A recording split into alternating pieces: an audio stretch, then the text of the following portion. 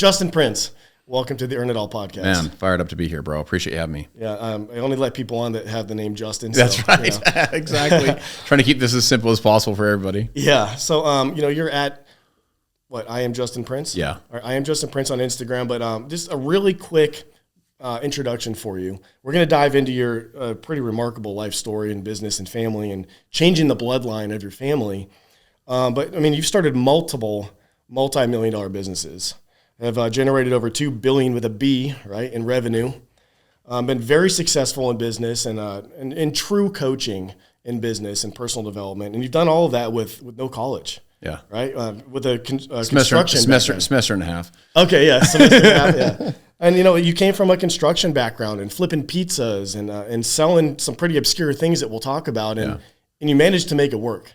And I just find that remarkable that, a lot of people think you have to do all the right things. You have to go to college. You have to do all these things, but you've obviously figured out how to do it without any of that.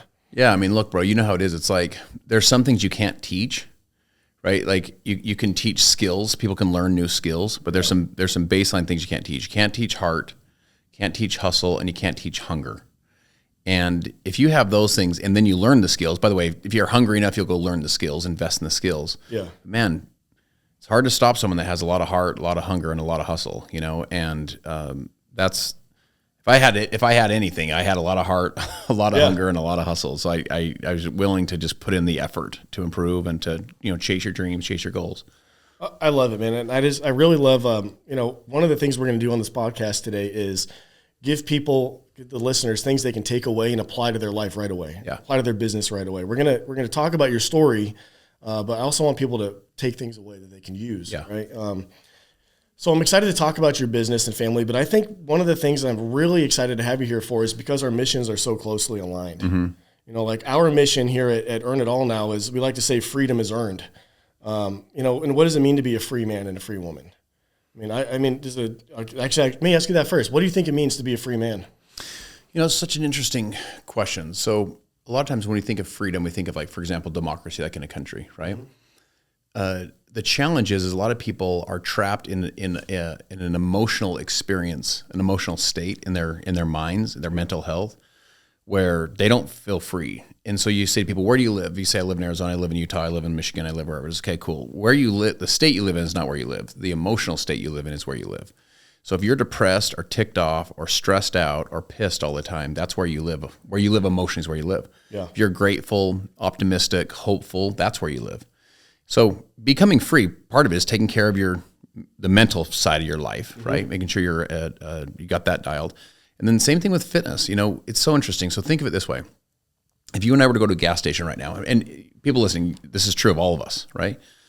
Just imagine real quickly walking up and down the aisles. Imagine what we're feeding our population. Yeah. It's almost absurd. It's insane. We're the richest population, we're the richest country in the history of the world. And we're the sickest and the most unhealthy population in the history of the world. Right. And without getting into any almost like conspiracy of how it's all tied together, take that out. You're not free if you are trapped in disease and trapped in unhealth, and you couldn't run 100 yards. You're not free. Right.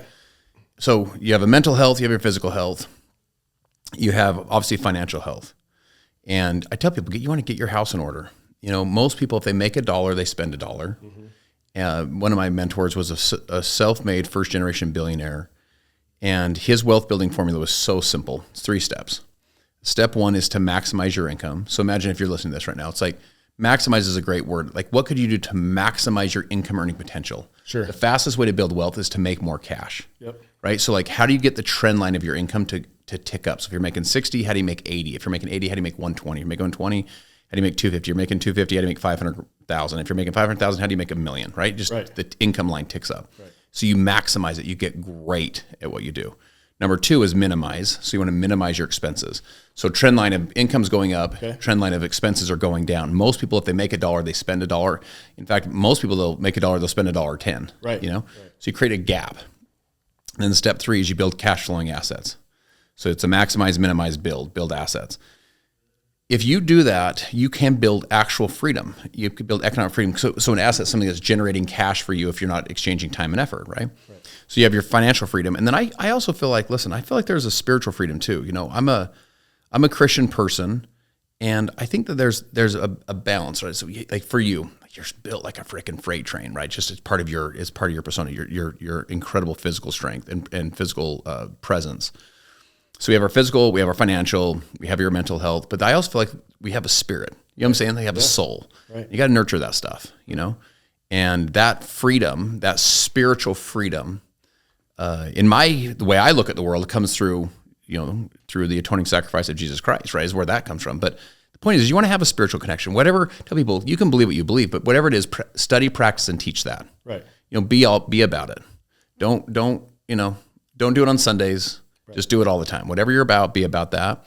And I think that there's a redeeming quality that comes when you realize that there's a greater power, and that you're in essence willing to submit your will to a greater power's will. There's an old Bible verse that says, "Greater love has no man than this, than a man would lay down his life for his friends." So I used to think of that as like a speeding car is going to get you, and I just push you out of the way, and I take the speeding car. I don't think that's what it is. I think being willing to lay down your life for your friends means that you're willing to, the time that we're spending right now, hopefully pouring into your audience and pouring into our relationship, right? We could be doing other stuff right now, but you're laying that stuff down to pour into your friend's life, you know? Right. And so I think that's what it means. You go serve people, you go add value, you go remember that life's a process that service to many leads to greatness. So those components, I think, is what creates true freedom.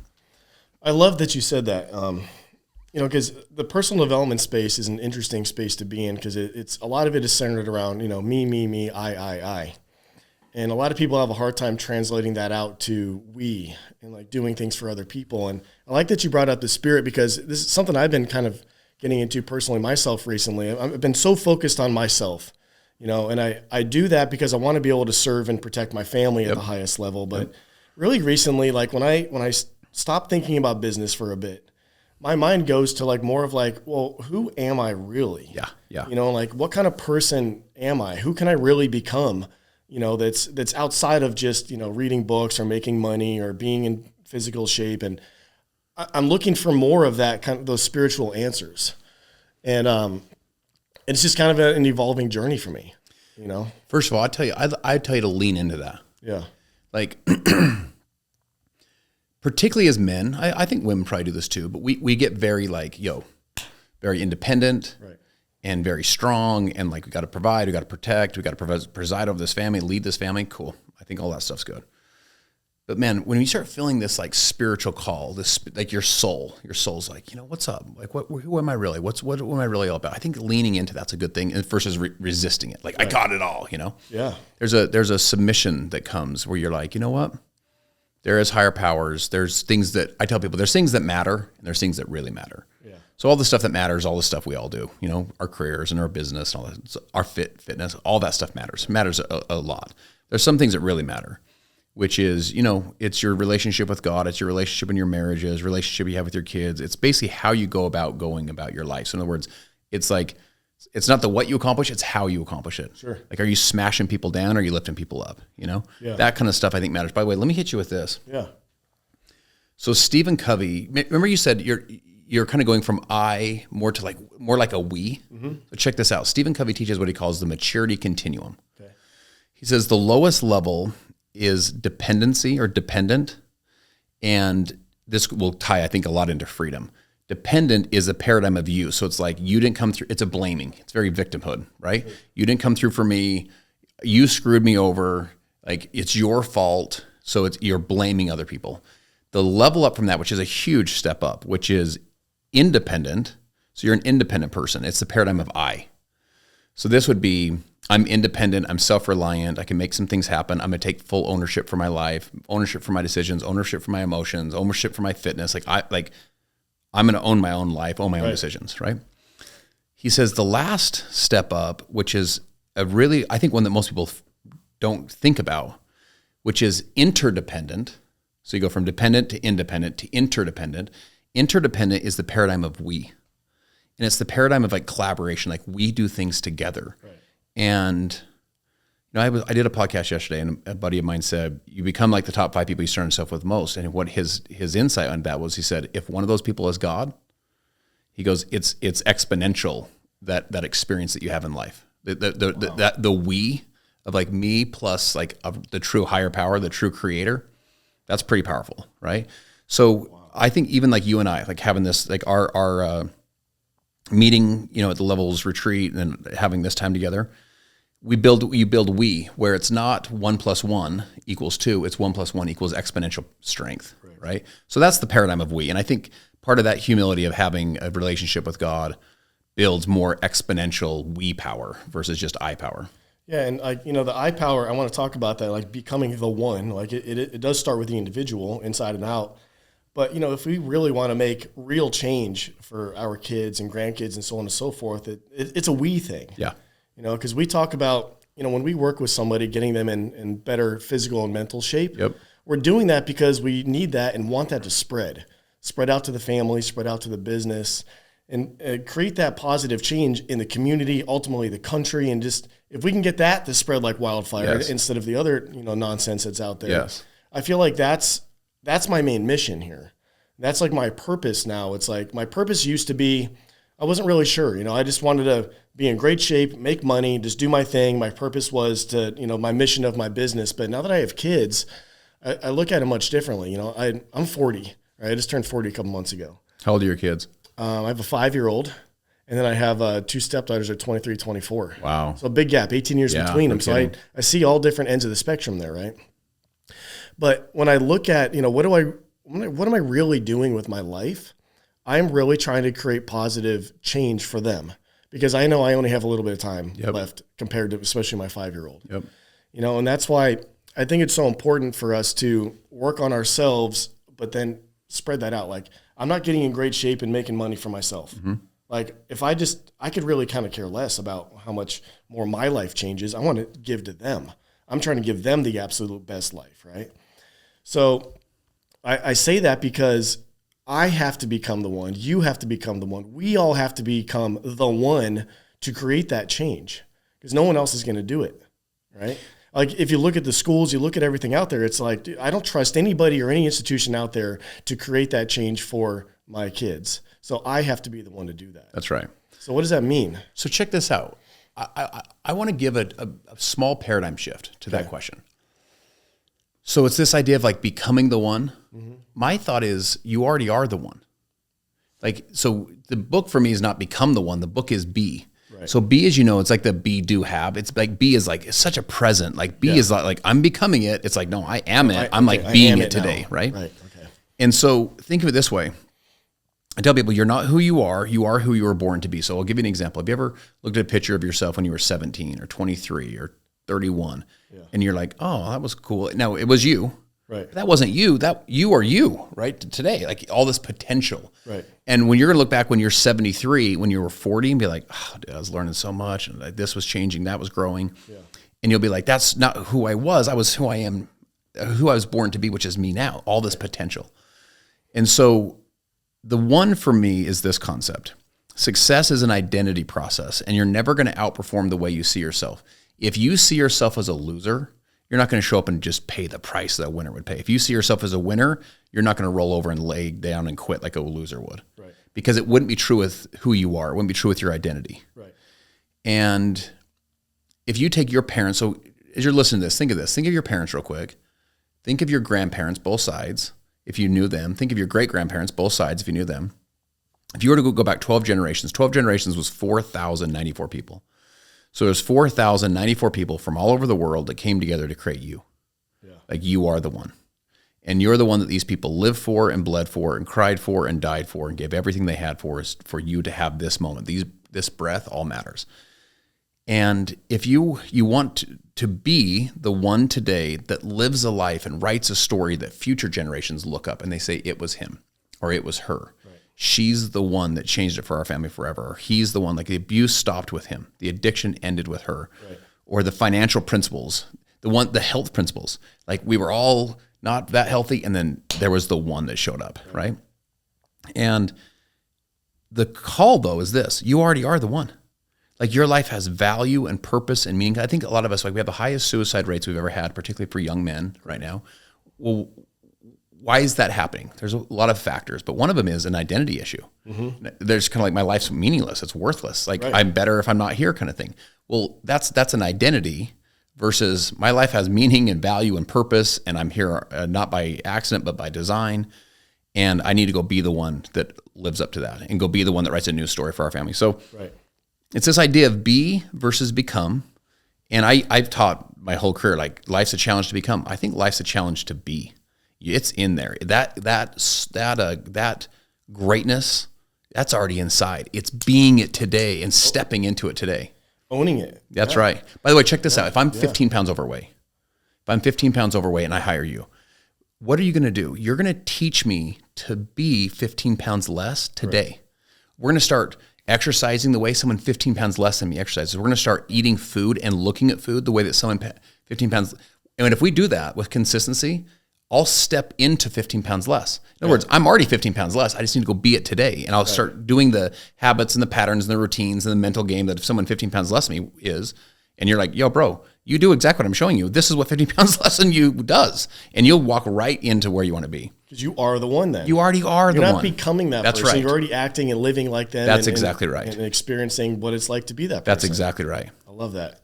I want to go a little deeper on that, updating your identity, because I've noticed this in the entrepreneur space. I think a lot of people struggle with updating their identity as the business grows and as their circle changes and it gets full of more, important, valuable people. And sometimes people like struggle with like, hey, I used to charge $200 for that. Now I charge $5,000, and I know the value's there because my clients are telling me it is, but I don't know if I'm actually believing it. Yeah. So what would you tell someone who is struggling with their identity keeping up with the success as they level up? Yeah, that's an interesting question. That's an interesting way to think about it. I mean, the first thing I'd share with you is this. Have you ever met people that are like, it's just the way I am? Yeah. It's just the way I am, dude. Like, I'm big boned. Sure. Or I'm abrasive. And I'm like, have you wanted to update that at all? Like, if that's not serving you or serving the people around you, maybe you should update that one. Right. Like, you can grow out of this stuff. You can update this stuff. And you don't have to constantly be the person that you were yesterday. I tell people you want to create your future with your future, not your past. In other words, create your future with the future vision you have of yourself, not the past mistakes, past failures. Like, this is who I am. It's like, no, dude, listen, we can create this stuff. We can go design this stuff. We can like grow into a better person, So that's the first thing. The second thing I'd say is this. The marketplace is the great employer. Like, you don't work for the company. You don't work for your clients, you work for the marketplace, and the marketplace will tell you what it thinks you're worth. If your client's saying, "Hey, I'll pay you $5,000 an hour versus $200," I think one of us we have these weird things with money. Let me hit money for a second. Yeah.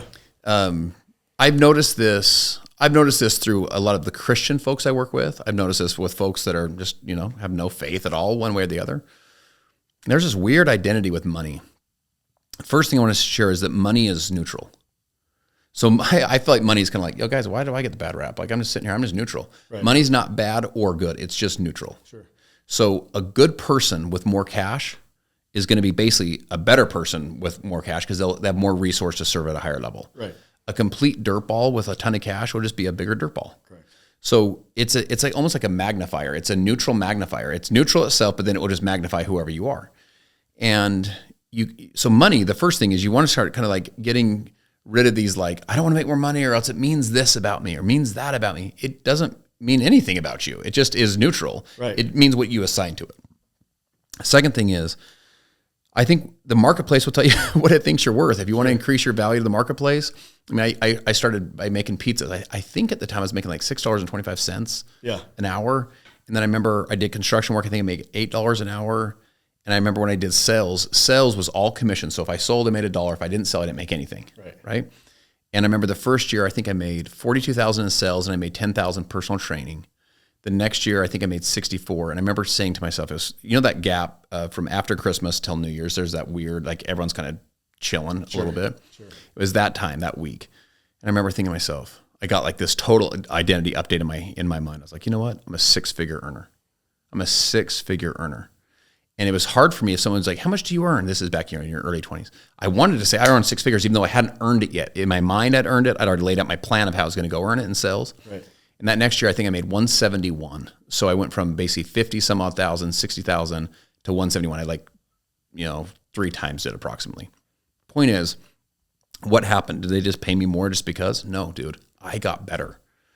And then, you continue to, I remember when first time I made 6 figures. I remember the first time I made 7 figures. Wow, dude, it blew my mind. I remember the first time I made 8 figures. Like, this is freaking awesome. Like, the point is I was improving. I was adding more value. Service to many leads to greatness. And so that's what I would share is like, money itself is neutral, and money is going to amplify you. So you want to make sure you're working on you. Yeah. And if you have insecurities, so you need to go get a watch and a Bentley to make yourself feel secure, check yourself versus the money. It's not the money's fault. Right. If you serve more people, add more value because you have dollars, then that can move you and say, that's the man I want to be, the woman I want to be. And then lastly is the way you get there is to add value in the marketplace. And listen, if the marketplace is willing to pay you $5,000 an hour versus 2, take the 5. Yeah. Like, go serve at a high level. That's right.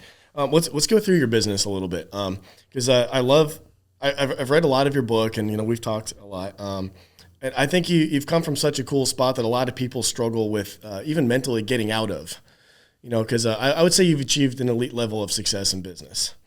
But you started with pizza, and you started selling. Animated Bible videos. The animated Bible videos, which when someone hears that, they're like, "That was a thing. Was that ever a thing? Yeah. What are you talking about, right?" But like tell us when you started. Your first business was at 25, I think, right? Yeah. So I started my first business. I was actually marketing products for a nutrition company. I was basically doing distribution for a nutrition company, and I got over my fear of starting a business and what are people going to think and what if I fail and just the whole thing. I kind of worked through all the mental stuff, and I was like, I'm in, dude. I'm gonna freaking do this thing. I'm gonna change my life. By the way, check this out. People have said to me over the years, they're like, "Why did you start your first business?"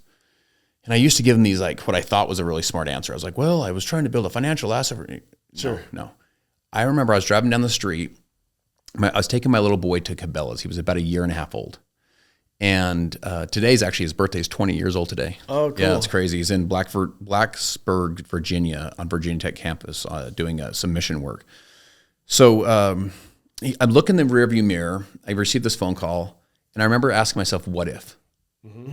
Like, what if this is that thing I've always wanted? Like, I always kind of felt like, just give me a chance, dude. Just almost like, put me in the game, coach. That kind of thing. Yeah. By the way, quick note on that. Tom Brady's whole thing was just put me on the field. Right. He's like, just freaking put me on the field, and I'll never leave the field. Like, I'll earn it. The whole earned, you're right to stay, right? Yeah. That's kind of how I was. It's like, just get me in the game. Like, I need to find the right opportunity. So I just went for it. Full tilt, full speed, all in, all crank on this. Long story short, the business itself fails, meaning the parent company, the nutrition company, goes out of business. So one day we're in business, next day we're not. I was like, oh, geez. Had grown man tears rolling down my face. Yeah. And that one was a gut check, because that one was like, you just went for it. It put me in a precarious financial situation, because it's like I was transferring to where I'd taken out some debt. So I was like behind on credit cards. I was behind on taxes. I'd taken some steps back in my sales job. It was kind of the strategy was take 1 or 2 back to take 5 or 6 forward, right? So it went out of business in that transition. Right. So I was in a spot that wasn't awesome. So I moved my pregnant wife and our now 2 babies, our 2 kids, my son and my daughter, into the loft above my wife's parents' garage. So my wife is pregnant and sick. She would get really sick when she'd get pregnant. And I have 2 kids sleeping in the closet. My wife and I are sleeping in this loft. And I have 2 part-time jobs. One I do in the weekdays, one I would do in the weekends. Start another job to become free as an entrepreneur. And I just grinded. And it was one of those things where there was many nights, Justin, I'd lay down at night, it's 1 a.m, and I'd tell my wife, "Are you awake?" She goes, "Yeah." She goes, "Are you awake?" I said, "Yeah." I go, "Am I crazy?" Yeah. I'm like, "Am I chasing a fake dream? Like, I know it's real for other people. Is it ever going to be real for us?" Right. And fortunately, I just kept going. By the way, I'll share this with people. People are like, "So why, what happened? You want to know what happened? Is I put my left foot in front of my right foot and my right foot in front of my left foot. In other words, the direction was the right direction. I just kept moving forward. Because when you get bucked off the horse, you have really 2 options. Yeah. You can lay there and bleed and cry and blame everyone, or you can stand up, dust yourself off, pick the gravel out of your wounds, and get back on the horse and go again, I just kept moving the right direction, and direction's more important than destination. You may not be at the destination yet, but are you moving the right direction? If I'm 30 pounds overweight and I'm not there yet. I'm 30 pounds overweight, but I've lost 2 pounds. Right. And the habits are new and the mindset shifts are new. And I'm moving the right direction. The direction's more important than the destination. Just keep moving the right spots. And so those businesses, that one, took me a couple of years, but I eventually built that one up and I ended up selling it. I did private equity consulting for 2 years. And then 11 years ago, I came in as a consultant originally to help transform a 25-year-old company. It was a couple $100 million a year in revenue business, but it was 8 years in a row of double-digit decline. So it was like going the wrong direction fast. And so I came in as part of a transformation team. We literally ripped this thing to the floorboards and started again. We knew everything, new compensation structure, new name, new brand. I mean, it was like changing the engine of a 737 while you're at 30,000 feet. It was crazy. Yeah, all over the world, you know?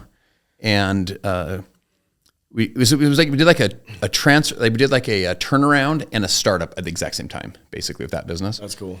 And anyway, that business, we ended up doing, $2.5 billion in revenue and millions of customers, and just, it was a really great experience.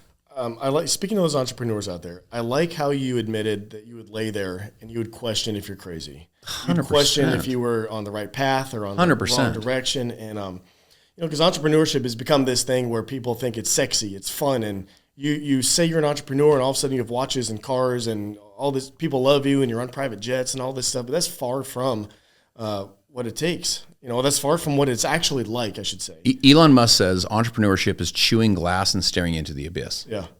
I mean, dude, this is not an easy game. So how long, as you were laying there and you're questioning, talking to your wife in the middle of the night, not sleeping, and we've all had those nights. Of course. How long were you in a state like that until you finally started to feel like, oh man, maybe this is working, and then finally confirmation, it is working? Yeah, so that's an interesting question. I want to answer it in two ways. One is there was little tiny wins along the way that kind of, results are the breakfast of champions. Yeah. It's like when you're working out, it's like you feel that pump a little bit. You're like, it feels kind of good. Or your weight increased, meaning your strength. Yeah, right? Your bench or something. You went from 135 to 145. You're like, God, I'm getting better. I want to do 225, but right now I just did a little bit. Yeah. So there was enough results that was the breakfast of champions just kind of keep you going. Yep. So that was happening. You'd have 1 step forward, 2 steps back, 2 steps forward, 1 step back, but enough indications. Sure. But check this out. It's interesting. I worked for 16 years, about 15 years of my career. This is just total transparency, right? Yeah. I worked for about 15 years of my career to build a sustainable $1 million a year in income. So I'd made, hundreds of thousands, or 750,000, or 800,000, or 500,000, or 250, whatever it was, $1 million a year. Yep. In the next year, basically next year, about 2 years, I went from $1 million a year to $1 million a month in income. And so it's like that exponential. So was that grind worth getting there? Does that make sense? Yeah, absolutely. Just like all this work. And remember, I was making money. Right. Results are the breakfast of champions. I was succeeding. I was moving in the right direction. Right. But like that exponential, you almost hear of like, it's like the bamboo tree in China. Yeah. The water. You don't even see a sprout. And then all of a sudden it sprouts and boom, it's like 30 feet in the next few weeks. That's a little bit what happened. Just kept grinding. And by the way, you say, well, what happened? It's just because you got lucky or because, no, dude, I got better. I was better. I could add more value more rapidly. My systems were better. My team was better. My processes were better. I learned the formulas and frameworks to really exponentially grow our business. Right. You just improve, I love that you said that because you can hear it all over the place. You just keep going. Don't quit. But like you said earlier, you have to be on the right direction. That's right. But then also, like, you just nailed it right there. It's not necessarily that you just didn't quit and somehow, quote unquote, figured it out. Your processes got better. Your team got better. Your reputation got better. People saw you. They had more belief in you. You had more belief in yourself. And so finally, when you got there, all those times you didn't quit, it was forging you, and now you are the one. That's right. To have this exponential growth. So listen, that is so the whole don't quit. I don't know. I mean, maybe you should quit, dude. I mean, there's a lot of things you should quit. Like, you should probably quit smoking. Right. You should probably quit like complaining and whining and blaming everybody else. There's some things we probably should quit, right? And then on your business, listen, if this business has no semblance of success at this point, we need to ask some serious questions. Like if I was mentoring, to be like, look, Let's ask some questions. Is it a viable opportunity or not? Right. Right. Now there's that thing of like, dude, do I just need to keep going to breakthrough? I get it. And there's also things of like, bro, you need to pivot to something else, dude. This is not your strength. I love that you said that, especially for the brand owners out there, right? Guys that start brands or they make their own thing. You said earlier, the direction's more important than the destination. Yes. Like if you are truly committed to success, it shouldn't matter if you pivot. You should be pivoting. That's exactly right. Right? Because sometimes, right, yeah, That's maybe exactly you started right. this thing and you love it and you've trademarked it and it's your baby and it's tattooed on your arm, whatever. But like, if it's not working, you might have learned something along the way to pivot to, and maybe that'll be the thing. Yes. Right? So, okay, to this point, so Og Mandino wrote one of the great scrolls in the book called The Greatest Salesman in the World. Scroll number 3 was, I will persist until I succeed. Yeah. So I think I shared this with him when we were together in Sedona. University of Princeton, or University of, why is my mind going blank? I'll think of it here in a second. They did a study, and I don't want to misquote the university. They did a study, 350,000 people, 222-year study, and they said that there became a thinking pattern that began to emerge that was predictive of success. Mm-hmm. And the thinking pattern was optimism. They were optimistic. But there was 2 characteristics. Characteristic number 1, that the optimist had unrealistic expectations that they would be successful. Yes. So if you're a business owner right now, you're like, and you're a little bit unrealistic, and everyone's like, dude, is this really going to work? Hey, look, I'm cool with that. Right. We all, right. Like, people probably would look at us like, dude, come on, you think you're really going to pull this off? So I'm cool with you having unrealistic expectations. Second thing, they tried new things until they succeeded. So it's, I will persist until I succeed. They tried new things until they succeeded. Now here's what I share with you. If we have to go through the wall, don't just run your face through the wall forever trying to knock the wall down. Maybe we need to go around the wall to the right, and maybe there's a better entrance. Maybe to the left. Maybe we try and go over the wall. Maybe we try and dig under. Maybe what we do is we build a team of people, and they're looking for weak spots in the wall. Maybe we get better tools, right. And we find that, oh gosh, I found it, like this one we can crack right here and then break through. The point is, adjust and adapt and pivot and improve. Don't just keep smashing your face against the wall like this big badge of honor. No, like, where do we need to adjust? Where do we need to adapt? Where do we need to improve? So a friend of mine went to, if you remember Pat Summitt. Pat Summitt was, at the time, the winningest basketball coach, female basketball coach ever coached the University of Tennessee Volunteers. They won 6 national championships. They went to the tournament like 18 years in a row. I mean, just crazy. She was a legend. And he went to her game. She brought him into the halftime with the kids. She's the winningest coach ever. All the kids are sitting in the locker room. Her and the coaches go in kind of like the coach's office. Yeah. And on the whiteboard was 3 questions. These are great questions for us as entrepreneurs, right now in your business. What are we doing right? Or what did we do right in the first half? Mm-hmm. What did we do wrong? So in your case, what are we doing wrong as a business? Like, third, where can we improve? So the captains got up, asked the team, what do you guys think? And they wrote it up. Anyway, she walks in, looks at it. My friend's sitting there watching this whole thing. She looks at it, reads it. She goes, okay, cool. Team chant. They walk back out. Anyway, she and my friend go to dinner after a steak dinner that night, and he says to her, you're the winningest coach of all time. You didn't even coach the kids up. You didn't even say anything, really. Yeah. And she said, when I was a young leader, a young coach, I was an assumptive leader. She said, I assumed everyone got what I got. I assumed everyone saw what I saw. She said, but in order to lead your people, you have to first find your people. And so she said, what I did is I started asking them, what are you seeing? What are we doing right? What are we doing wrong? Go ask your employees. Yeah. Sometimes as leaders, I don't know if you've ever had this, like we don't want our employees to know that we don't know what the crap we're doing, or that we're trying to figure it out. Listen, guys, they already know. Right. They already know all of our weaknesses. And they're cool with it. They're cool with it. They're on the team. That's right. That's right. They're here to serve. Yeah. They're here to add. They're givers. Right. There's takers and there's givers. These people are like, yo, I'm on the team, coach. Like, I'm with you. Right. I get we're figuring it out. Like, that's where the interconnectedness. Remember that the interdependency? Yes. We lay our best ideas on the table and we say, look, here's the best thinking I have, guys. And it may be wrong, but remember, ideas can lead to ideas. That's the humility of a leader. Totally. The idea can lead to an idea. So you put an idea, that's the wrong idea. But I go, that's interesting though. It's not going to work for these reasons, but what if we did this? And you go, that's interesting. And then the gal next to us says, that's not going to work either, but what if we tried this? And I go, that's actually a pretty good idea. Anyway, we're 7 or 8 iterations of the idea, and this is $1 million idea that we never would have got to if you wouldn't have put your bad idea on the table. That's right. So the ideas led to the ideas. We work together as a team. There's a collective genius of all of us. That's why our team at Earn It All, like my guys, like Rob, Adam and Jeremy, I think that's why we are so tight, is because, like, yeah, I'm the founder. You can have a title or whatever. It's my thing I started many years ago. But when I come up with an idea or when we have a mission to accomplish, the very first thing I do is get everybody together, explain what I think is going on, and I sit back and shut up and listen. Like, I know that, like, my brain is one brain. But I know I can do so much better if I have Rob's input, Adam's input, Jeremy's input, and then we look at that collectively and do exactly what you just said. Like, either that is a great idea or that is not going to work at all. Or here's another pivot. Like, that's the only way I think to go about business. That's why we're not like one of these pyramid business structures. Yeah. It's not a guy on top that just has all the answers barks out orders and everyone else just does what he says. Like, I don't want that. Like, I know that I need guys on my team if we're really, especially going to go to the level that we want to go to. You just taught a master class in business right there. Like, that's a playback. Let me share why. To me, you're about as masculine as a person could get. You know, you're high fitness, you're high confidence, high purpose, high value, meaning a lot of clarity in where you're headed. Good man with his wife, good man with his kids, like adding value to other men, adding value to other women. Like, you're just a really high, you're a protector. You know, if someone broke in right now, I'd be like, yeah, good luck. Go through him first.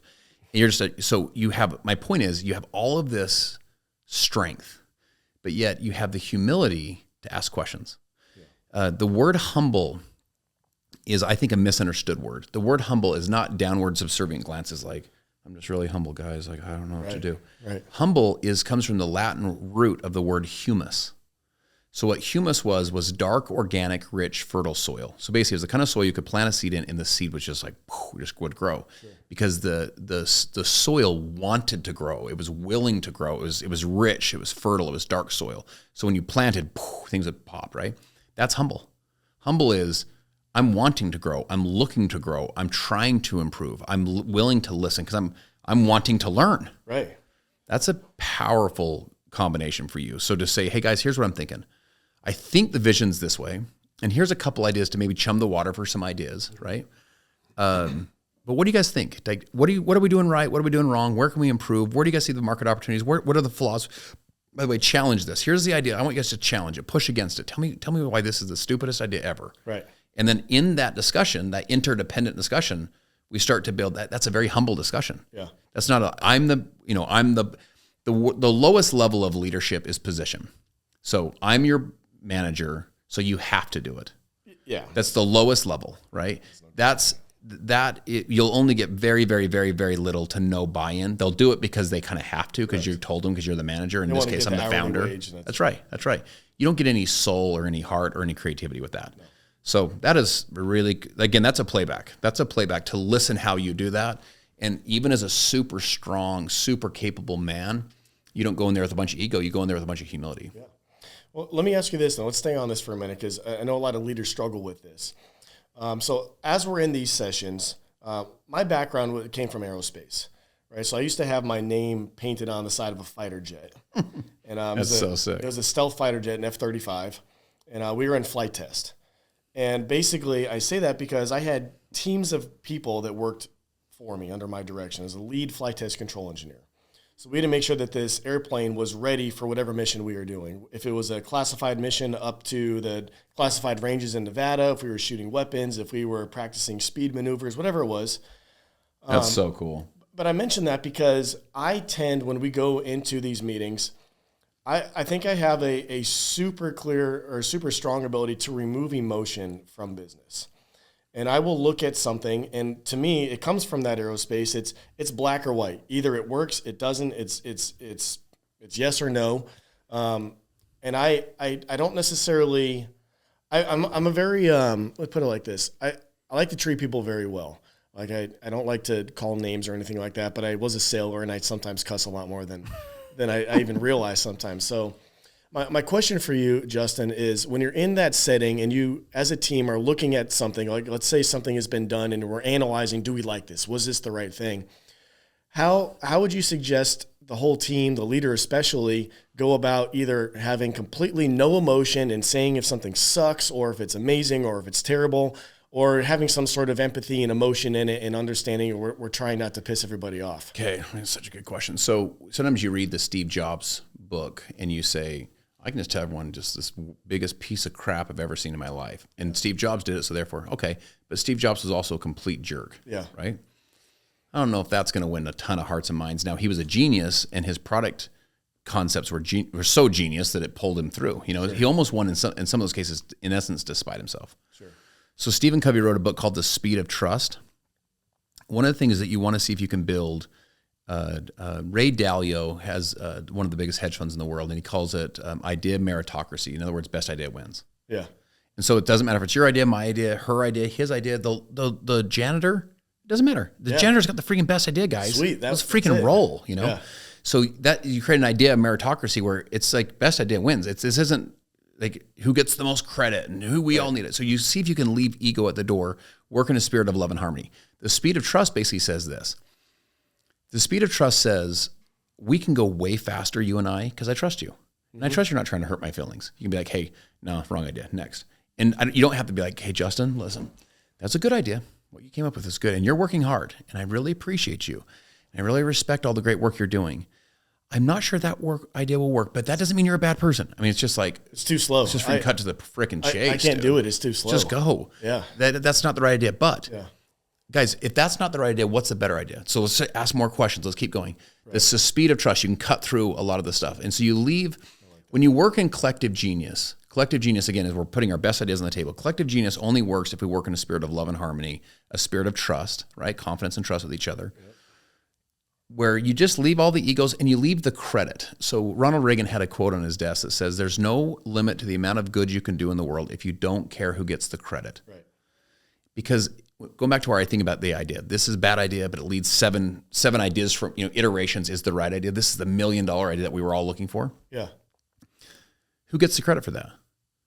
Well, who cares? It was the guy that had dude, that was my original idea that, was the wrong one. Or is it the person that was idea number 5, iteration 5? The point is, it's the interdependency of we. We would never have gotten to this $1 million idea if we didn't have each other pressing, pounding, thinking. So again, do I think you can use some tact and some good people skills? Of course. We're not trying to blow everybody out. We want to foster creativity. However, you build a team where it's just like, guys, idea meritocracy. Yeah. It's speed of trust. I trust you, you trust me. And if my ideas are terrible, just say, it's close, but it's not it. Next. Right. Versus, Justin, I just want you to know you're a good person. You're a good founder. It's like, guys, let's just go faster, Yeah, that's how I'm cut as well. And it came from that aerospace. There's no time for that. We have $1 billion mission on the line. The Vice President of the United States is watching remotely. There's a lot of people involved. We have a range over here that we can't even say where it is. We have all these weapons, all these people, all these things. There's no time for that. It's literally what is going to serve the mission. And I carry that over into business. But I do love that. But I do like to ensure that I want the people around me to know how valuable and respected they are. Of course. Too, So I think leaders need to, like you said, what did you say, the speed of trust? Yeah. I love that. I'm gonna take that right back to our team because that's exactly what it is. You and Adam can jam fast. Why? Oh, yeah. Because there's tons of trust. Yeah.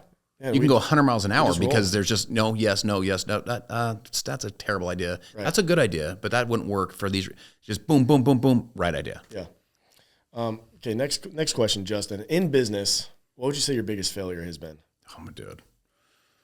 Freaking have a whole list of them. Let me start with this.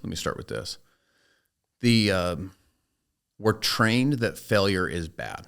We're trained that failure equals pain. In other words, to avoid failure. Yeah. Because if you fail, you fail, you lose your job. If you lose your job, you lose your apartment. Or if you miss the shot, you fail, the team loses. You're just like, oh, maximum pain. Failure in entrepreneurship is fertilizer. And it's not a person, it's an event. You're not a failure. You failed at this event. It's fertilizer, and your success will grow in the fertilizer of failure. It's the speed of trust thing. It's just learning, adjusting, adapting, learning, adjusting, adapting. Right. John Maxwell wrote a book called Win or Learn, and he's right. You either win as a business owner or you learn, and if you learn, you win. Mm-hmm. There's not win or lose, it's win or learn. If you're learning and you're adjusting and adapting and pivoting and moving, then you're still winning because it's, again, the direction's right. I have so many failures, but they look back now. They feel micro. Sure. I'll share this with you. This is the flip side of the question. What am I the most proud of? Because I've had a bunch of micro failures. Projects, initiatives, concepts that we thought were just going to be freaking humongous, and they were terrible. Right. Or just didn't work. But on the flip of it is this, because that stuff, it all feels very micro now. It's just like, you thought it was going to be a big deal. You've invested all these resources into it, and just who cares? The thing I'm the most proud of is basically like my marriage with my wife and my relationship with my kids, and that I feel like I've been able to kind of keep the things that really matter in life, not just intact, right, but like thriving. Like those are the things that are actually really working. So even with all the failures of business, and your business fails and this happens, and it's a grind and whatever, you still were like able to keep the things that really matter going. Right. And going meaning, those are thriving, those are healthy, you have good relationship with your kids, that whole thing. And you've been able to just navigate through all the freaking failures you have all the time. Well, that's great. That's why we say earn it all. This is not just earn your finances. It's not just earn your health. Like, we need everything. I love that. Like, that's what it means by earning it all. When someone says, what do you mean? Well, I don't think it really needs much explanation. I want you to earn the life that you want to have. So let me hit you with this. Do you remember, did you ever watch the show Saving Private Ryan? Yeah. So this is a little spoiler alert if you haven't watched the movie. And by the way, if you haven't watched the movie, it was something funny. I remember my dad said to me, he goes, every American should be required to watch Saving Private Ryan. I agree. Yeah. I agree. It's just to remind ourselves, like a D-Day and World War II, and just the sacrifice that's happened for us to have the right to go for this stuff. So the end of Private Ryan in the movie, there's a little bit of platoon that's supposed to go out and find Private Ryan because his brothers have all died in the war. Right. And so they're trying to get him off the battlefield because they didn't want his mom to have no kids. Right. And they ultimately find him. They basically all give their lives saving him. And the one character at the very end, who's Private Ryan, is a grandfather. Right. This is whatever, however many years later. Right. I think he's at Arlington or whatever, one of the cemeteries with his family. So now he has his kids and his grandkids. This is Private Ryan, who was a young private at the time. He's all grown up. Right? An old grandpa now. Right. And he goes to Tom Hanks's tombstone. Tom Hanks was the kind of the platoon leader that was looking for him. And before Tom Hanks dies, he looks at him as one of the most powerful lines in cinema. He's dying. They gave everything they had to come find him. He's now going to get rescued. And Tom Hanks is dying, and he says, earn this. He said, earn this. Says it twice, and those are his last words. And he goes to his grave, and he's crying. He's an old man, and he says, I've done everything I could to earn your sacrifice, to earn all this. Yeah. And when I think of earn it all is like we started about, like, what is freedom? Freedom is like, you have the. So when I was 29, I went and spoke throughout the former Soviet Union.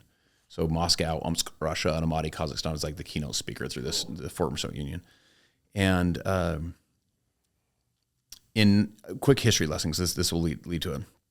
1917, they had what's called the Bolshevik Revolution. The Bolsheviks was basically like a political party. It was led by Vladimir Lenin, but they overthrew the Tsar. The Tsar was the king. So they literally went in and overthrew the government, overthrew the family, killed them. Everybody was, right. And they implemented what was called communism. Communism was that there was no rich and poor. There was no king and peasants. There was just the commune. It was communal. So no one would have too much, no one would have too little. We'd all just give to each other. Okay, that's an interesting idea if everyone's been a peasant. So if you think of the Russian flag, if you can think of it in your mind, it's red and it's a sickle for grain, yep, and then a hammer. Right. And it was the peasants and the workers. The peasants were the ones with the sickle. The workers were the ones with the hammer. And they said, we're building a government for the peasants and workers. It's the United Socialist, I'm probably getting that wrong. USSR was United Soviet Socialist Republic. Sure. So 1917 it starts, 21 is when they take over, 1921. 1991 is when it falls, so 70 years. So think of it this way.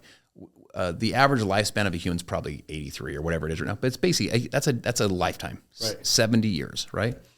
For 70 years, you couldn't dream. There was no dreams. There was no business. There was no private ownership. They burned all the books. It became an atheist country. They pulled God out because if you could remove people's dependency on God, then they would have to be more dependent on the government. Right. they would provide you shelter. So you didn't own it, but they provide you shelter, health care, bread, and sausage. So food and water. Couldn't own a car, no private ownership. So I'm over there speaking, and you're going through this, and I saw these people that finally had opportunity. So I was there in the 2000s, but still, it was still relatively new to them. I saw that I was one of the men that was with us was this very, very poor older gentleman. He's probably in his 60s, which means his whole life was in that, except for the last decade plus. Right. And you could see the whites in his eyes, he just could smell opportunity, and just was so passionate about it, and wanted to improve his financial situation, his family situation, because for his whole life you couldn't do that. Right. In fact, if you tried, you would get killed. Right. Olga, my interpreter, she's from a little town outside of Kiev in Ukraine. Both of her husbands were shot. Her one husband, she found him in a little stream, shot in the back of the head, laying in the kind of the frozen stream, because they were trying to. One of them tried to read a Bible, and then one of them was trying to get educated. I mean, that's how these guys grew up, right? Which, by the way, somehow you came here and I came here and they went there. We're no better than them. It's just somehow that's where you got plopped. That was your GPS location. Mine was different. Yours was different. Theirs was different. Okay. Here's the point, is it hit me there. Sometimes we talk about dreams and goals and improving and being your best self and earning it and all this kind of stuff. And I think in America, we have a tendency to roll our eyes just a little bit. Mm-hmm. Just be like, earn it all. Okay. Have dreams. Okay. Go for your goals. Okay. Whatever. Success, failure is fertilizer. All right. Sounds good. Here's what I share with you. You not only have the right here to pursue it, but if you breathe in, smell this real quick. You know what that smells like? Political freedom and economic opportunity. Not everyone in the world gets to breathe that air. That's rare air around the world. So if you get to breathe that air, not only do you have the right to earn it, you have the responsibility to earn it, because not everyone gets to breathe that air. So it's you got to earn this. This is a gift. Right. If you're listening to this, odds are if you're listening to this, you're in a free nation around the world. You have political freedom and economic opportunity. You got to go earn this stuff, because it won't always stay free just because your grandma breathed that air and your mom breathed it and your great-grandma breathed it. Doesn't mean it'll always stay that way. You got to earn your freedom. You got to go fight for your dreams, fight for your family, fight for your finances, fight for your future. And you got to earn it. Got to go out there and earn it and pay the price, because even though it feels free to you, it doesn't stay free. Right. That's well said, because as you were describing the hammer and the sickle and communism and how it's made for the peasants and the workers and all that, what they really did is they removed the ability to earn. 100%. So as you're describing that, I can see why some people would start to, ooh, that sounds good, that sounds fair, more equitable, this and that. But I'm like, to me, it sounds like a nightmare. It's an absolute nightmare. Think of it this way. Even the one that's that sounds like a great idea. In our country, there's people that will argue that socialist and communism is the right way. Right. The only way to do that is you have to go take the land, go take the car, go take the business, you're taking it. So imagine someone walks in and starts taking, hey, you just need to give all your stuff to everybody else. You're like, well, Roger down the street doesn't even freaking work. Right. When we're tribal, imagine that you're in a tribe and you're moving across the wilderness, and Billy and Roger won't walk. Right. They're like, yo, guys, we're leaving. You guys got to kind of pick up your tent and let's go. They're like, we don't really want to. You're like, I get it, guys. We're actually leaving. Yeah. Well, at some point you could try and put them on your back. At some point you could try and drag them. Right. At some point, that's not going to work for those guys if they don't want to walk. Right. In our society, you have to say, I'm going to go out there and make something in my life and earn this and have some freedom. Go pay the price for it, because the communist way, you only can do it through force. So Lenin and Stalin killed 6 million of their own people. It's insane. It's insane. This is not in our country. I'm like, I watch our people and I'm like, you guys freaking don't even know history, dude. This is a disaster. And I'm not saying capitalism is perfect, but capitalism is only the most perfect system in the history of mankind that's brought more people out of poverty than any system that's ever been invented through a free nation in our nation's case. Right. Yeah, it's absolutely insane. I mean, to me, this is the only way to do it. That's why I got out of aerospace. That job I was in with Lockheed Martin, with my name on a fighter jet, and I tell that to people, they're like, why would you ever leave? Made good money, quote unquote, good money, and did everything right, had a new house and all this stuff. But in a roundabout way, it's because I was stuck. That was it. I was stuck. And And even though I was able to have a power boat in Lake Havasu, and I was able to kind of do whatever I wanted to an extent, I basically won the next position in that aerospace career. HR said, nope, you have to wait another 10 years, even though you were selected by the director to have that position. And I was like, you know what? No, I'm not going to sit here and wait. I want to go see what I'm capable of. Yeah. And if I'm going to make this badass life, it's going to be because I've earned it, or it's because I didn't earn it. But I need to see what I'm capable of, and need to go out there and just see what I'm able to earn. So check this out. My dad sits me down. I'm 8 years old, and he says to me, I said something to him. I don't remember what it was. I said something where he felt like I was entitled. I don't even remember what it was. I was a little kid. Right. And he like grits his teeth like this, and he puts his finger. He didn't touch me, but his finger was right to my sternum. I mean, dude, he's like a millimeter away. Yeah. And he goes, you think the world owes you something? I was like, bro, calm down. He goes, you think the world owes you something because your last name's Prince? He goes, no one owes you anything. He goes, if you're going to go out there and make something happen in your life, he goes, you're going to have to go out there and make it happen, go earn. He goes, if you win, you're going to have to go out there and win, earn the win. If you're going to lose, then you can earn the loss. Yeah. Because you got to go out there and make it. I was like, yes, sir. Dad. But dude, it's so interesting. Like my kids now, someone asked me the other day, they came to my house and he said to me, he's running for House of Representatives in Utah. We did a podcast together. We're walking through my house and he goes, how do you keep your kids from being like just punks, and just like spoiled? I was like, look, dude, I would give my kids, and this is true of any friend and candidly probably any person, but I was like, I'd give my kids the shirt off my back. I'd do anything for them, anything for them. Yeah. As long as they're not entitled, as long as they don't like, you owe it to me. Oh, hell no. At that moment, it's just, I have like this visceral, like my dad did, like this visceral, like, no, dude, I won't give you anything. You know what I'm saying? Like you have to go out there and earn this stuff. My girls go to drill, their dance, and they work their guts out. Yeah. Cool. Like if you need some money for a date, we'll figure it out. Right. If my son right now is doing a 2-year mission, paying his own way, good. You go out there and serve, do a good job, I'm good.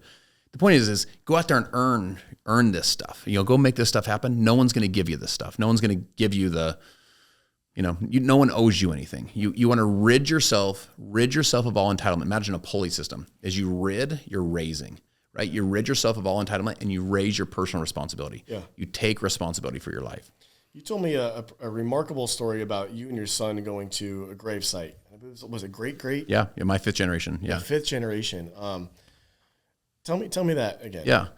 Yeah. So on Memorial Day of 2020, so this is a couple of years ago, he's 16 years old at the time. That morning we woke up, I said, hey, bud, do you want to go visit George Prince's grave? George is my 5th generation great-grandpa. It's my son's 6th generation, right? Okay.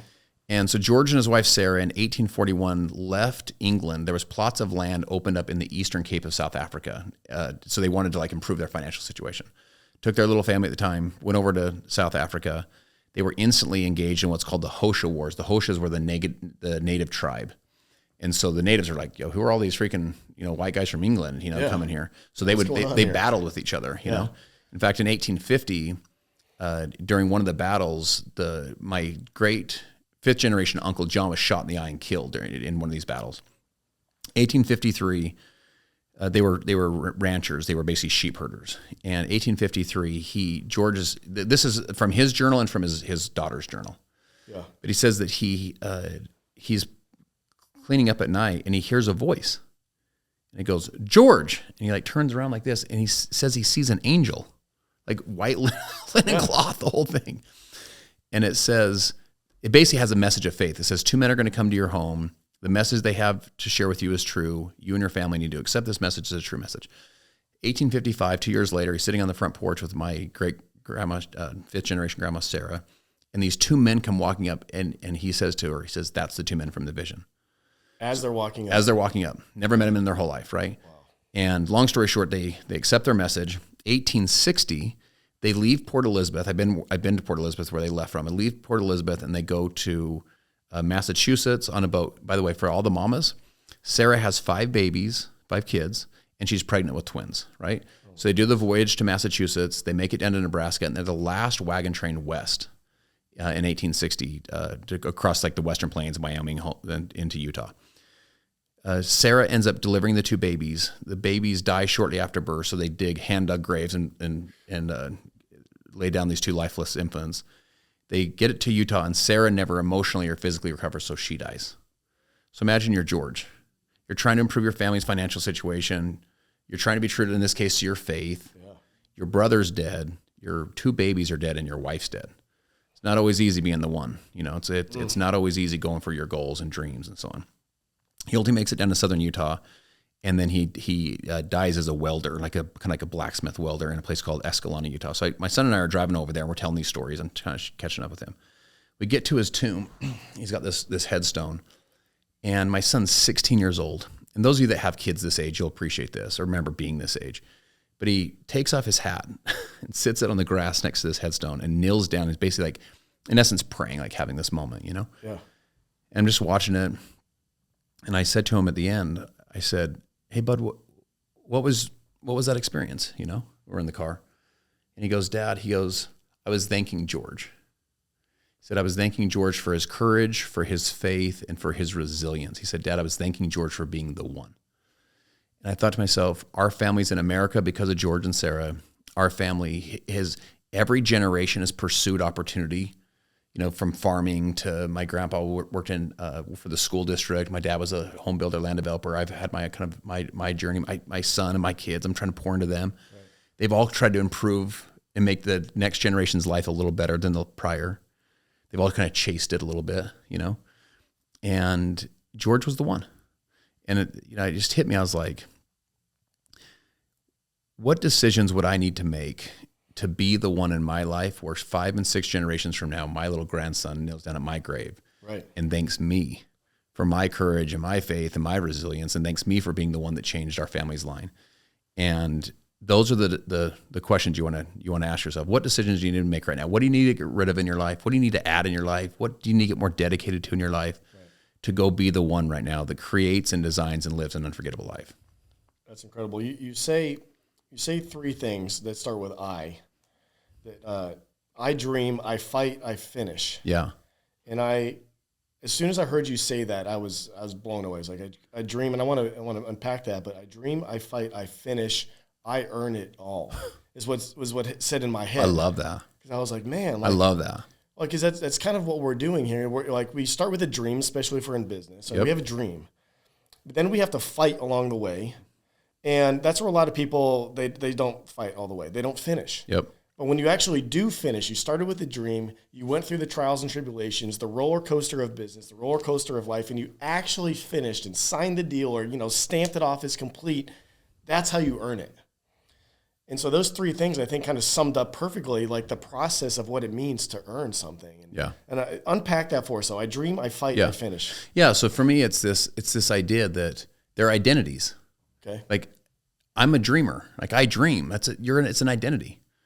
And dreams are fuel. My belief is this: dreams are planted. Dreams aren't an accident. They're planted. This stuff's planted. And it's planted in the way I look at it. God plants this stuff in you. The gifts and talents, Justin, the gifts and talents you have, they're not given to you for you. They're not planted in you for you. They're planted in you for the rest of us. Right. Because of the person that you would have to go be to make those happen, these dreams, these goals, this vision that you have for your life, go out there and make it happen. So your dream is fuel. It's fuel for your soul. You can't drive a car around your city with no fuel in the gas tank. You can't build a life with no fuel in your soul, right? Yeah. So you want to be a dreamer. Be someone that dreams big dreams. The magic of thinking big. You can sum the whole book up in 7 words. You are what you think you are. Like, in other words, if you're going to think big. If you're going to dream big. Small dreams won't move big people, Second thing is I fight. And my experience has been this: it is not easy, it's hard. And you have to go earn this stuff, and if you do what's easy, your life will be hard, but if you're willing to do what's hard, your life will be easy. I shared that quote from Les Brown where he said, if you want a thing bad enough to go out and fight for it, right, to work day and night for it, and to give up your time and your peace and your sleep for it, and if all that you dream and scheme is about it and your life seems useless and worthless without it, and if you would gladly sweat for it and fret for it and plan for it and give up your terror of the opposition for it, and if you'll simply go after that thing that you want with all of your capacity, strength and sagacity, faith, hope, confidence, and stern pertinacity, and if neither famine nor gout, sickness nor pain, body or brain can keep you away from the thing that you want, if dogged and grim you beseech and you beset it with the help of God, you will get it. Like, you got to go fight for this stuff, And then the last thing is I finish. Most people are big talkers and small finishers. Talk a big game, they deliver, they don't finish, you know? Right. And you want to be the kind of person that when you say you're going to do something, it's done. Right. You go read those first words of the Bible, you know, like in the beginning, God created, and it says stuff like this. God said, let there be light. And guess what happened? There was light. Right. Like that's finishing, right? Like you say it and you're like, I'm going to go make this vision real. And if you think of the greatest finisher of all time with the most impossible task of all time, when he's done with his mission, his final words in this experience are, it is finished. I mean, how do you sum it up? Like, how do you sum up earning it? It's finished. Like I did it, I earned it. And so that to me is you're a dreamer, you're a fighter, and you're a finisher. And I dream, I fight, I finish. You know, when you're going through those hard times, God, I'm a dreamer. Why am I doing this? It's because I'm a freaking dreamer. Right. And I tell people, I'd rather dream big dreams, fight for mighty goals, and fail than do nothing with my life and win. And so you want to dream it up. You want to fight for it. Fight. You know, fight for your family. Fight for your finances. Fight for your freedom. Fight for your fitness. Like go for this stuff. Yeah. And then lastly is finish it. If you're going to say something, you go finish it. You're small on talking. You're big on doing. That's incredible. Well, Justin, I want to tell you this. I've been a student of personal development and coaching and business. My dad got me started on Og Mandino, Rich Dad Poor Dad, all those books and everything, and I loved it. But I've been 40 years old now, and I started kind of thinking this way probably when he probably got me started, I don't know, 15, 14, something like that. But I can tell you now that like the way you deliver your message, you're one of the all-time greats. And I mean that. Like there's a lot of guys out there that say they're the best, self-declared best. But really what I see in a lot of this personal development space and business is a lot of ego. But you're really leading by example, and you're really showing people how they can be the one. And so I want to just encourage everyone listening, and even if there's just one person that will actually read your book, that will actually follow you, actually attend one of your courses or classes or seminars or speeches, this talk right here is giving a lot of confirmation to me as an entrepreneur and as a man, and I can't thank you enough for sharing what we've shared here and what you're sharing with the world, because you're really doing it, in my opinion, the right way. You're trying to change bloodlines. This is not just a money grab. This is not something like that's even, I'm sure you have a lot of personal pride and accomplishment and that you get out of this, but you're doing this to create positive change with many, many, many untold amounts of other people. And I can't thank you enough for just doing what you're doing. Brother, it's obviously super, super kind. It's overly kind. I think you just earned the keynote speech at my funeral. So here lies a guy, No, let me say this, bro. It's funny. When I first met you, so if you remember, we met that night before everyone got there. That's right.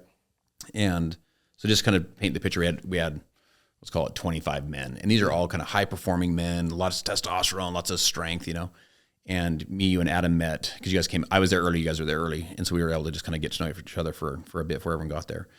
And from the outside, I think you could come across, if you're not careful, meaning is someone who's viewing you, you're so built, so much presence, and big beard, just freaking strong, big earn it all shirt on. You could miss a sign that you're, just ego or just whatever, just too much man, No, dude. You're a deeply thoughtful person. You care. You deeply care about people. You're highly, highly, highly educated. It's not just high education. It's also high. There's a wisdom that comes from application. So in other words, I know a lot and I've applied a lot. Like when you talk fitness, this is not just like I read a book. This is like, no. I know what the crap I'm talking about. When you talk aerospace, you know what you're talking about. There's a lot of wisdom that comes from the application. But then in addition to that, there's this incredible humility. You talked about it earlier. Again, you didn't even talk about it. It's just you. This humility of asking questions and listening and trying to learn from other people. So, I told you that day when we met, I was like, well, we got to get connected. We were new Instagram friends instantly, but I like me best when I'm with you. You want to be the kind of person people are like, I like me best when I'm with you. I want to see you again. That's how I feel with you. Like, I like who I am around you. You're a world-class dude, and I'd really admire how you're living your life at a really elite level in all the key areas of life, not just fitness, all the kind of key areas. So appreciate that. Honored to be on with you, bro. Appreciate you doing it. What is the best way for people to connect with you? because like I mean it. I want them to reach out to you. I want them to be, you know, a student of what you preach and what you say and everything. So what's the best way for people to find Justin Prince? Yeah. So, you know, across all social platforms, it's like on Instagram, it's I am Justin Prince, but, you know, Justin Prince or I am Justin Prince. You can go to IamJustinPrince.com. The book is across all platforms. So whether it's at bookstores or it's at Audible or Amazon or wherever you get your favorite books. And, you know, here's what I'll share with you. There is power in proximity. There's power. Yes. There's power in getting around the right people. Sometimes you really truly are that one idea away. Because even if it's not even the idea, it leads to the idea. Right. You're one idea away. You're one concept away. Even as we had our discussion today, we're both quoting so-and-so and so-and-so. My dad introduced me to this. Guys, this stuff all matters. You want it, you know, Jim Rohn said it best. He said, miss a meal, but never miss a book. In other words, skip the lunch, but go buy the book. And so you're feeding your mind versus just your belly, you know? Right. And then make sure you take action on that. You know, a lot of people read books, they get, you know, listen to podcasts, go to seminars, they absorb all this information and they still never make that leap and get into the fight mode. So make sure you get into the fight. You know, like take this information that you learned from you and whoever else are listening to and apply it. Test. That's what we do in aerospace. That's what we do in business. We're always testing stuff, analyzing the results, making the right changes, leaning on our team, and that's the name of the game. Yeah, love that. That's Da Vinci said, "It's he that doeth the deed that hath the power." You don't get the power by the reading. You don't get the power by listening. You don't get the power by surrounding yourself with people. You get the power by the doing of the deed. Yeah. So you learn it and you do it, and you learn it and you do it, and then the application process is where all the power comes. Awesome. Well, Justin, I'm truly honored to have you here. Loved it, dude. You're an elite. Do this again. Yeah, you're an elite earner. That's what we call our community, and I'm really excited to introduce you to them and spread the word. So thank you for spending the time today. Appreciate it, bro. Loved it. Awesome, man.